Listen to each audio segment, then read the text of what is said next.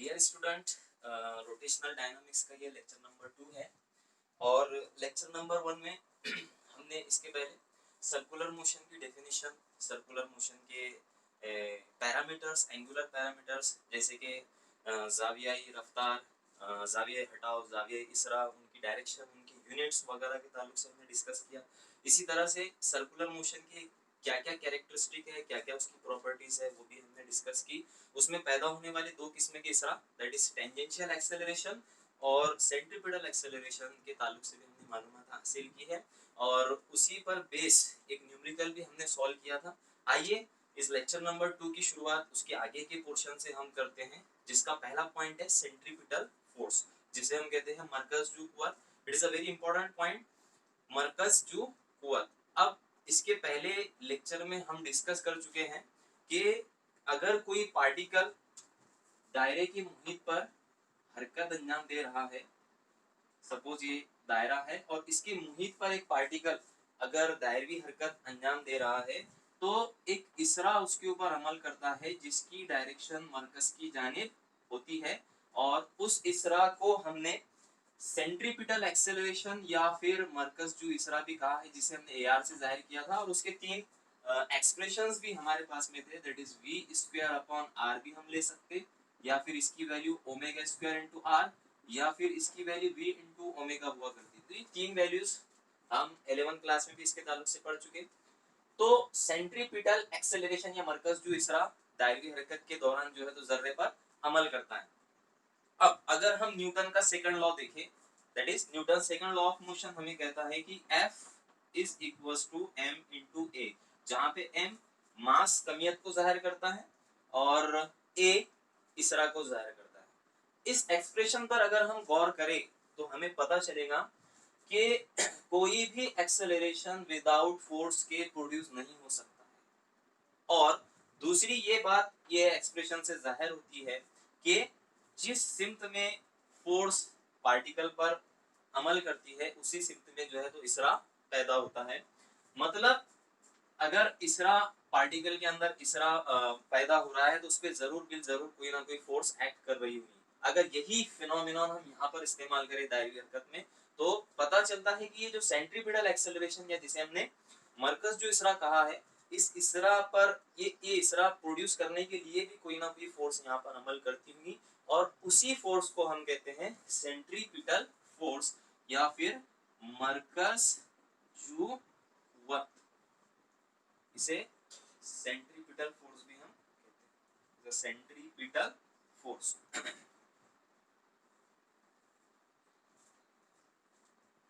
Sentry का जो ये हाफ पोर्शन है, सेंट्री मींस सेंटर एंड पिटल का मतलब होता है सीकिंग, मरकज की जानिब अमल करने वाली कुव्वत। तो इसकी प्रॉपर्टी ही ये है कि ये मरकज की जानिब अमल करती है। मतलब अगर कोई जर्रा दायरवी हरकत अंजाम दे रहा है तो उस पर एक कुव्वत अमल करती है जो रेडियस के अलोंग होती है, निस्ब पुत्र के साथ अमल करती है और मरकज जिसकी डायरेक्शन जो है मरकज की जानिब होती है। ऐसी कुव्वत को हम कहते हैं मरकज जो कुव्वत या सेंट्रीपिटल फोर्स। अगर ये फार्मूले का इस्तेमाल हम यहाँ करें, F is equals to m और a के हमारे पास में तीन फिक्रे हैं, तीनों में से कोई भी एक इस्तेमाल करेंगे तो हम यहाँ पर v स्क्वायर अपॉन r रखेंगे यहाँ पर, तो F v square upon r ये फिक्रा होगा सेंट्रीपिटल फोर्स का। इसे F CPF से भी जाहिर किया जाता है। तो सेंट्रीपिटल फोर्स का एक एक्सप्रेशन हमारे सामने आ गया है, that is equals to mv square upon r।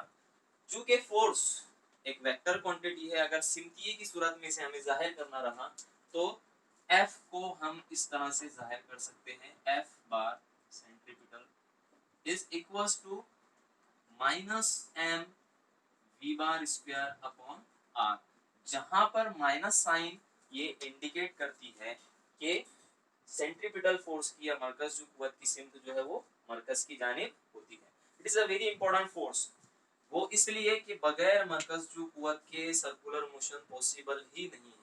अगर हम कितनी भी एग्जांपल्स जो सर्कुलर मोशन की डिस्कस करें तो वहां पर आपको सेंट्रीपिटल फोर्स जरूर मिलेगी। जैसे एक पत्थर को किसी स्ट्रिंग से बांधकर अगर आप उसे घुमाते हो तो धागे के अंदर, स्ट्रिंग के अंदर जो तनाव पैदा होता है वो तनाव वहां पर मरकज जो कुव्वत फराहम करता है जिसकी वजह से पत्थर जो है दायरवी हरकत अंजाम देता है। इसी तरह से जितने भी प्लैनेट्स हैं वो प्लैनेट सूरज के अराउंड में जो है दायरवी हरकत अंजाम दे रहे हैं। अब वहां पर कौन सी फोर्स है जो उसको मरकज जो कुव्वत फराहम करती है? तो सैयारों के बीच पाई जाने वाली ग्रेविटेशनल फोर्स जिसे हम तजाजुबी कुव्वत कहते हैं, वो तजाजुबी कुव्वत प्लैनेट को जो है मरकज जो कुव्वत फराहम करती है और वो दायरवी हरकत अंजाम देते हैं। इसी तरह से इलेक्ट्रॉन भी मरकज़े के अतराफ दायरवी हरकत अंजाम देते हैं। अब वहां पर जो इलेक्ट्रोस्टैटिक फोर्स है जिसे हम कहते हैं बरकी सुकूनी कुव्वत कशिश, वो बरकी सुकूनी कुव्वत कशिश उस इलेक्ट्रॉन को मरकज जो कुव्वत फराहम करती है जिसकी वजह से इलेक्ट्रॉन जो है दायरवी मदार में गर्दिश करता है। इसी तरह से अगर कोई व्हीकल है, कोई गाड़ी है, वो उफकी दायरवी सड़क से अगर टर्न ले रही है तो गाड़ी के पहिए और सड़क की सतह के दरमियान जो रगड़ है, जो फ्रिक्शन है, वो फ्रिक्शन वहां पर उसे मरकज जो कुव्वत फराहम कर दी जिसकी वजह से गाड़ी बाहिफाजत जो है सर्कुलर ट्रैक से ट्रैवल करते हुए अपना रास्ता मुकम्मल करती है। तो ऐसी बहुत सारी मिसालें हम देख सकते हैं और उसमें एक ही पॉइंट हम अखज करेंगे इन सारी मिसालों से कि विदाउट सेंट्रीपिटल फोर्स, बगैर मरकज जो कुव्वत के दायरवी हरकत पॉसिबल नहीं है। दायरवी हरकत के लिए मरकज जो कुव्वत का होना बहुत जरूरी है। अब दायरवी हरकत में क्या एक ही फोर्स है जो पार्टिकल पर अमल करती है, दैट इज मरकज जो कुव्वत? तो ऐसा बिल्कुल नहीं है। एक और कुव्वत है जो दायरवी हरकत में जर्रे पर अमल करती है, उस कुव्वत को कहते हैं मरकज गुरेज कुव्वत, कॉल्ड एज मरकज गुरेज कुव्वत। इसे कहते हैं सेंट्रीफ्यूगल फोर्स, मरकज गुरेज कुव्वत। इस कुव्वत को अगर रियलाइज करना है तो फर्ज करेंगे कि एक टेबल है, गोल सर्कुलर टेबल है जो रोटेटिंग है, घूम सकता है। उस घूमने वाले टेबल पर अगर आपको खड़ा कर दिया जाए और टेबल को धीरे धीरे जो है तो रोटेट करना शुरू किया जाए तो एक आउटवर्ड फोर्स बाहर की तरफ आप अपने आप को ढकेलता हुआ जो है महसूस करेंगे। और ये किस वजह से होता है? It is just because of मरकज गुरेज कुव्वत या सेंट्रीफ्यूगल फोर्स। तो सेंट्रीफ्यूगल फोर्स, इसके नाम से ही हम इसको डिफाइन कर सकते हैं कि ऐसी कुव्वत जो रेडियस के अलोंग ही अमल करती है लेकिन इसकी जो डायरेक्शन है वो मरकज से परे होती है, मरकज से दूर होती है। ये पार्टिकल का जो है मरकज से दूर ढकेलने की कोशिश करती है। तो ऐसी कुव्वत को हम मरकज गुरेज कुव्वत कहते हैं। ये रियल फोर्स नहीं है, it is a non real force जिसे हम सूडो फोर्स भी कह सकते हैं, लेकिन हम इस फोर्स को बिल्कुल रियलाइज कर सकते हैं। ऐसे पैरामीटर्स जो कुव्वत को नाप सकते हैं, मेजर कर सकते हैं, उनकी मदद से हम मरकज गुरेज कुव्वत को मेजर भी कर सकते हैं। तो मेरी गो राउंड वगैरह में, गोल घूमने वाले झूलों में अगर आप बैठे तो उसमें आप फील करेंगे कोई आपको बाहर की तरफ ढकेल रहा है, it is just because of मरकज गुरेज कुव्वत। तो ऐसी बहुत सारी मिसालें हैं जिससे हम मरकज गुरेज कुव्वत को जो है तो रियलाइज कर सकते हैं। अब यही फार्मूला हम यहाँ पे इस्तेमाल करेंगे मरकज गुरेज कुव्वत के फिक्रे को लिखने के लिए, F इज टू ma। अब एक ही जगह पर सेम ये तीनों में से कोई भी एक वैल्यू यहाँ पर पुट अप कर देना है। So it is equals to mv square upon r। So F CFF भी इसे कहते हैं सेंट्रीफ्यूगल फोर्स। तो सेंट्रीफ्यूगल फोर्स ये बराबर होता है mv स्क्वायर अपॉन, दोनों की कदर जो है तो इक्वल होती है, लेकिन अगर डायरेक्शन इसे सिमटिए की सूरत में हमें जाहिर करना रहा F बार, तो ये इक्वल होता है प्लस mv बार स्क्वायर अपॉन r, जहां पे प्लस साइन इंडिकेट करती है कि इसकी जो डायरेक्शन है वो मरकज से दूर होती है, मरकज से परे होती है। अब अगर मरकज गुरेज कुव्वत की मिसालें हमको समझना है या मरकज गुरेज कुव्वत की मिसालों को हमें रियलाइज करना है तो ट्रैवलिंग के दौरान जब बस दाहिने रास्ते से टर्न लेती है, सर्कुलर ट्रैक से टर्न लेती है, तो अगर वो लेफ्ट साइड में टर्न ले तो पैसेंजर जो है वो राइट साइड में अपना झुकाव महसूस करते हैं। वो जो राइट साइड में झुकाव महसूस करते हैं, it is just because of मरकज गुरेज कुव्वत। सेंट्रीफ्यूगल फोर्स की वजह से वो बैरूनी तरफ जो है तो ढकेले जाते हैं। दूसरे, वॉशिंग मशीन में जो परफोरेटेड सिलेंडर होता है, मतलब सुराखदार जो इस्तेमाना होता है जिसके अंदर कपड़े डालकर उसे साफ किया जाता है, तो उसको रोटेट करते वक्त उसे रोटेशन के दौरान कपड़ों के अंदर जो वाटर मॉलिक्यूल्स है उस पर जो है तो मरकज गुरेज कुव्वत अमल करती है और वो कपड़ों से बाहर की तरफ निकल जाते हैं। It is just because of मरकज गुरेज कुव्वत। इसी तरह से केमिस्ट्री के अंदर प्रैक्टिकल्स के अंदर प्रेसिपिटेट बनाने के लिए एक सेंट्रीफ्यूज मशीन का इस्तेमाल किया जाता है। उसमें एक कैपिलरी ट्यूब में या फिर एक टेस्ट ट्यूब में जो भी रिएक्शन का सॉल्यूशन है उसे रखकर सेंट्रीफ्यूज मशीन में रखा जाता है और उसे घुमाया जाता है। घुमाने की वजह से जितने भी सॉलिड पार्टिकल्स है वो उन पर मरकज गुरेज कुव्वत अमल करती है और वो उसके बेस में जाकर जमा हो जाते हैं। इस तरह से एक अगर टेस्ट ट्यूब है तो इसमें लिक्विड ऊपर की तरफ रह जाता है और यहाँ पर जितना भी सॉलिड मटेरियल है वो सॉलिड मटेरियल यहाँ पर जमा हो जाता है, जिसे प्रेसिपिटेट भी कहते हैं। तो सेंट्रीफ्यूज मशीन भी जो है तो इसी फिनोमिनन पर जो है काम करती है, मरकज गुरेज कुव्वत। आइए नेक्स्ट टॉपिक देखते हैं। एक व्हीकल है जो उफकी मुड़ी हुई सड़क से ट्रैवल कर रही है। तो उफकी मुड़ी हुई सड़क से गुजरते वक्त गाड़ी के आजम चाल का या महफूज चाल का फिक्र अखज़ कीजिए। इस तरह से एग्जाम में भी पूछ सकता है। सो आवर नेक्स्ट पॉइंट, हमारा जो अगला पॉइंट है वो यही है कि एक दायरवी मुड़ी हुई सड़क से गुजरते वक्त गाड़ी की रफ्तार का फिक्र हमें अखज़ करना है। तो उसके लिए कंसिडर करेंगे कि एक उफकी सड़क है और उस पर से जो है तो एक व्हीकल जो है ट्रैवलिंग कर रही है। मुड़ी हुई सड़क तो इस बोर्ड पे ड्रॉ नहीं कर सकते, उसका एक वर्टिकल सेक्शन में ड्रॉ करता हूँ। यहाँ पर फर्ज करेंगे कि एक उफकी सड़क है और यहाँ से एक व्हीकल जो है वो इस पर ट्रैवल करते हैं। फर्ज करेंगे मुड़ी हुई सड़क का जो सेंटर है वो सेंटर यहाँ पर मौजूद है, ठीक है, और सेंटर से इसका जो फासला है ऑब्वियसली वो आर है। मतलब मुड़ी हुई सड़क है तो इस तरह से वो एक दायरा अपना मुकम्मल करेंगी, तो उस दायरे का निस्बत सूत्र हमने स्मॉल आर से यहाँ पर जाहिर करें। तो मुड़ी हुई सड़क से गुजरते वक्त गाड़ी पर जो फोर्सेस, जो कुव्वत के कंपोनेंट्स अमल करते हैं वो कंपोनेंट के ताल्लुक से हम डिस्कस करेंगे। तो एक ऑब्वियस चीज, एक लॉजिकल चीज कि गाड़ी का जो वजन है, गाड़ी का जो वेट है mg, वो उम्मतन नीचे की जानिब अमल करता है। तो अभी हम क्या करने वाले हैं कि गाड़ी के ऊपर जो फोर्स के कंपोनेंट, जितने भी कंपोनेंट्स गाड़ी पर अमल कर रहे हैं, एक जो है सर्कुलर ट्रैक से गुजर रही है, उस ट्रैक से गुजरते वक्त उस पर कौन कौन से कंपोनेंट अमल कर रहे हैं वो कंपोनेंट हम यहाँ पर फाइंड आउट करेंगे। तो सबसे पहले जो गाड़ी का वजन है mg, वो उम्मूदन नीचे की जानिब अमल करता है, ठीक है, और नीचे की जानिब वो वेट डालने की वजह से सड़क की जो सतह है वो सतह उस पर वापस से एक अपोजिट फोर्स जो है डालती है, उसे कहते हैं हम रद्दी अमल की कुव्वत, जो वेट के मुखालिफ होती है, दैट इज m। तो यहाँ पर दो कुव्वतें यहाँ पर अमल कर रही हैं। नंबर एक, गाड़ी का वजन mg, उसकी जो डायरेक्शन होती है वो उम्मूदन नीचे की जानिब होती है। दूसरा जो कंपोनेंट इस पर अमल कर रहा है रद्द अमल की कुव्वत n, और इसकी डायरेक्शन होती है उम्मूदन ऊपर की जानिब।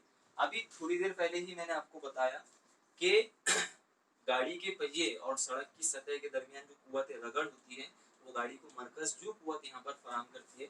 तो यहाँ पर गाड़ी के पहिए और सड़क की सतह पर एक कुव्वत अमल करती है, उसे कहते हैं हम फ्रिक्शनल फोर्स, और इसको स्टैटिक फ्रिक्शन ऑफ फोर्स भी कहते हैं, क्योंकि ये उसकी स्लिपिंग को, उसको फिसलने से जो है तो बचाती है। तो ऐसी कुव्वत को हम स्टैटिक फोर्स ऑफ फ्रिक्शन भी कहते हैं, सुकूनी कुव्वत रगड़। तो यहाँ पर एफएस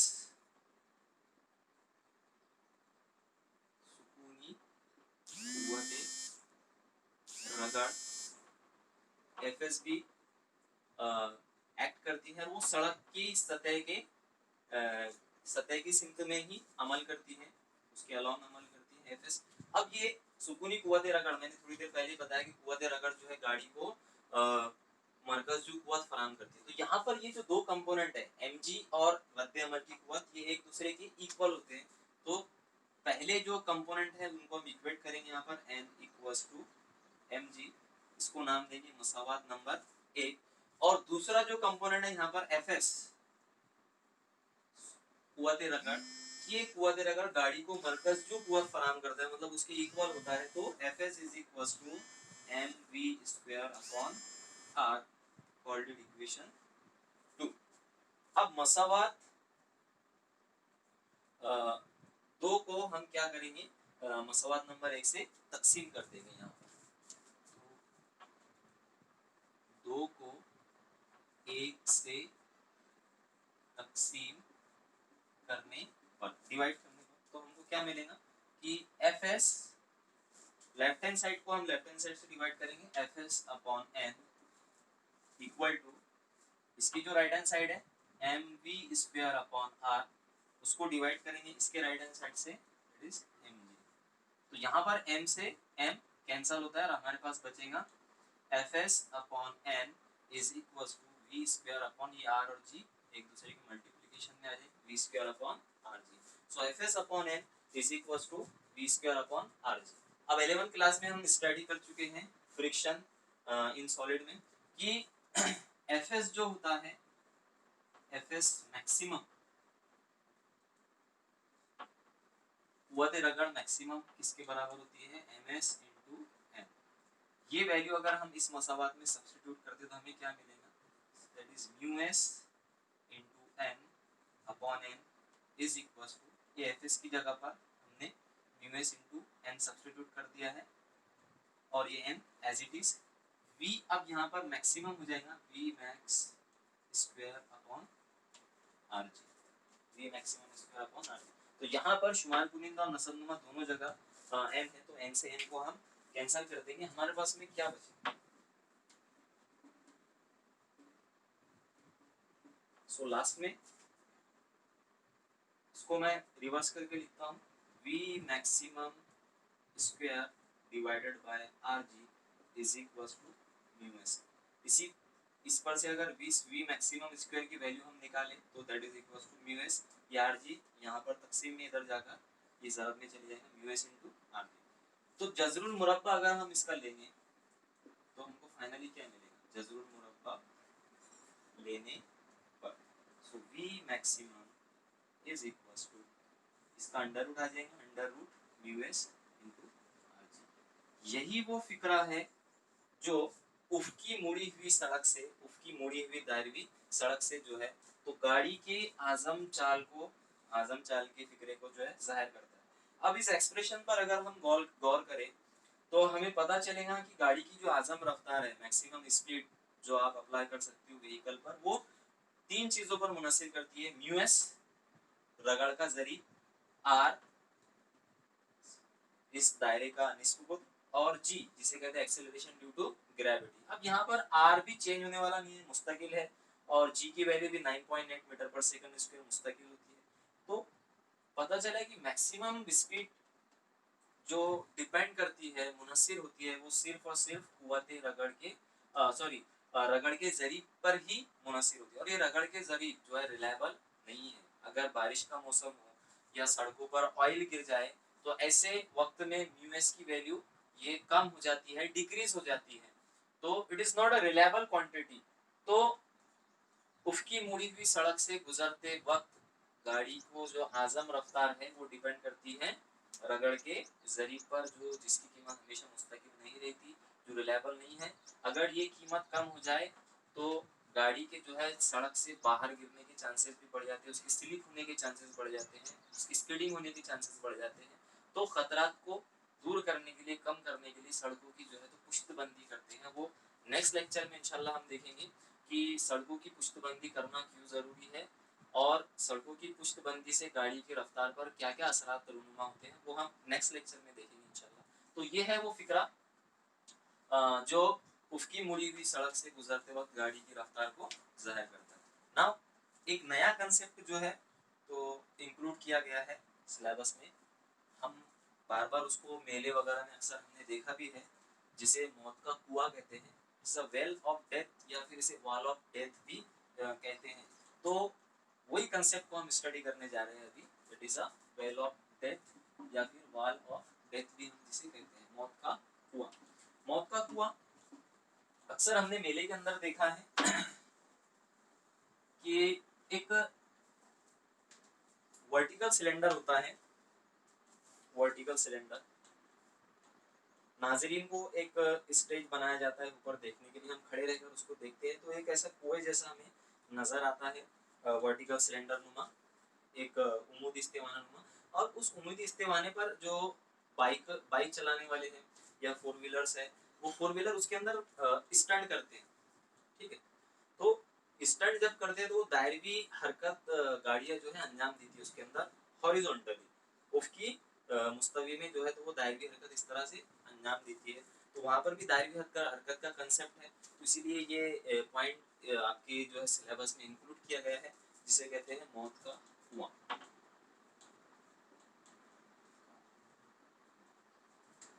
वेल ऑफ डेथ,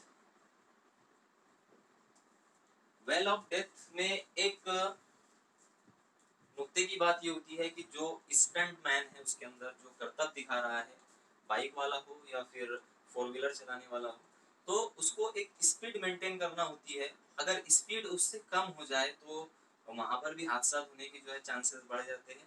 तो उस मिनिमम स्पीड का फिक्रा ही हमको इसमें अखज़ करना है कि कम से कम स्टंट मैन की जो है तो कितनी कम से कम रफ्तार होना चाहिए कि उसमें उसके अंदर दायरवी हरकत अंजाम देना चाहिए। तो सवाल आ सकता है एग्जाम में कि मौत के कुएं में स्टार्ट करते वक्त गाड़ी सवार की अक्ल रफ्तार का फिक्रा अखज़ कीजिए, इस तरह से आपको एग्जाम में भी आ सकता है।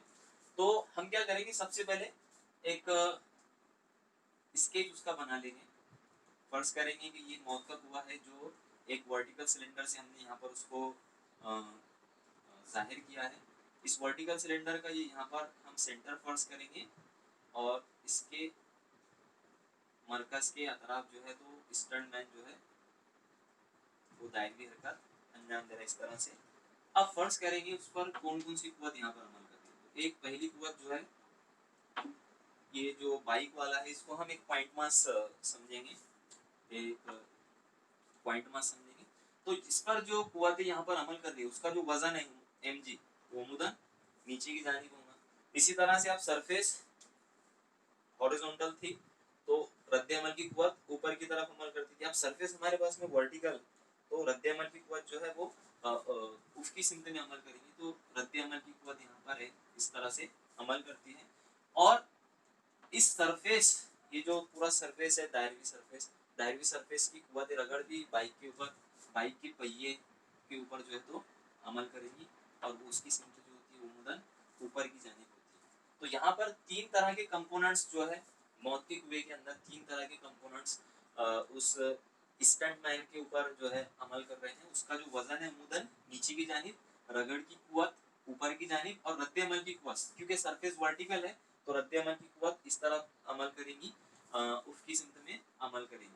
और यहाँ पर एक खास बात यह है कि ये जो रद्द अमल की कुव्वत है एम, ये रद्द अमल की कुव्वत इसको मरकज जो कुव्वत फराहम करती है और उस गाड़ी को बैलेंस करती है, that is M V square upon R. तो इस खाके पर से हम कुछ मसावाते यहाँ पर तैयार कर लेंगे। तो हमको पहले पता चला कि जो कुव्वत रगड़ है एफ एस, ये एम जी के इक्वल है, इसको मसावत नंबर एक नाम देंगे। और दूसरा जो रद्द अमल की कुव्वत है एन, ये रद्द अमल की कुव्वत उसको मरकज जो कुव्वत यहाँ पर फराहम कर रही है, दैट इज इक्वेशन नंबर 2। अब यहाँ पर जो कुव्वत रगड़ है ये बहुत ही मिनिमम होती है या फिर ये इक्वल होती है म्यू एस इंटू एन के। तो यहाँ पर एफ एस ये लेस होंगी या फिर इक्वल होंगी किसके, म्यू एस इंटू एन के। इससे पहले हमने इसकी जो वैल्यू है उसे म्यू एस इंटू एन के इक्वल लिया था, लेकिन अभी यहाँ पर ये कीमत उसके लेस होंगी, उससे कम होंगी। तो F S is less than और equal to mu S into N यहाँ पर। तो एफ एस की वैल्यू यहाँ पर हमारे पास किसके इक्वल है, इस मसावत नंबर एक से हम एफ एस की वैल्यू रख देंगे यहाँ पर M G is less than और equal to mu S into N की जगह पर क्या पुट अप कर सकते हैं हम, M V square upon R, M V square upon R. तो यहाँ पर एम से एम कैंसल होगा और आपके पास बचेगा जी इज लेस देन और equal to mu S into V square upon R. और ये जो वैल्यू हमने पुट अप किए हैं ये मिनिमम कीमत के लिए पुट अप किए हैं, तो इसके लिए इसको हम वी मिनिमम भी कह सकते हैं, या फिर इसको बाद में पुट अप करेंगे। So G is less than और equal to mu S into V square upon R हमें यहाँ पर मिलता है। अब इसको वी स्क्वायर की वैल्यू अगर हमें निकालना रहा तो दिस इज इक्वल टू ये म्यू एस अपॉन आर इधर आकर are G upon mu S हो जाएगा, म्यू एस सब दोनों में चले जाएगा, आर शुमार को निम्न में, और यहाँ पर बचेगा वी स्क्वायर। इसे हम रिवर्स करके भी लिख सकते हैं, this implies V square is greater than और equal to R G upon mu S. अब इसका जजरुल मुरब्बा लेंगे तो वी मिनिमम मतलब कम से कम रफ्तार उस स्टंटमैन की कितनी होनी चाहिए, वो V minimum is equal to होगा under root R G upon mu S.